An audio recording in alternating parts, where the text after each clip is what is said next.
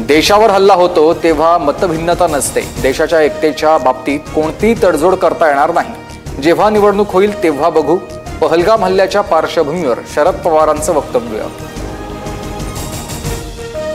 पहलगाममधील दहशतवादी हल्ल्यानंतर मुंबईतील सुरक्षा यंत्रणा अलर्टवर। वरिष्ठ विभागीय सुरक्षा आयुक्त आणि आरपीएफ कडून सीएसएमटी स्थानकाची पाहणी।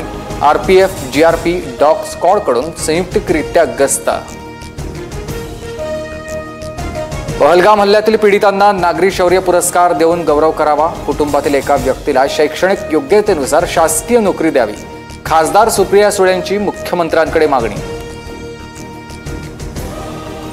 उपमुख्यमंत्री अजित पवारांच्या संगमेश्वर दौऱ्यात मधमाशांचा हल्ला। काही पोलीस कर्मचारी आणि अधिकाऱ्यांवरील मधमाशांच्या हल्ल्यानंतर ताफ्यातील अनेकांची पळापळ। वैभव नाईकांवरून महायुतीमध्ये ठिणगीची शक्यता। नाईक शिंदेंच्या शिवसेनेत येण्याच्या चर्चांवर उदय सामंत सकारात्मक। सामंतांचं ऐकायला ते माझे सल्लागार नाहीत। नारायण राणेंचा संताप। लाडक्या बहिणींना 2100 रुपये देऊ असं कुणीही म्हटलेलं नाही। नरहरी झिरवळांचा दावा। तर निवडणूक अजेंड्याचा कालावधी 5 वर्षांचा योग्य वेळी निर्णय होईल। उदय सामंतांचं स्पष्टीकरण।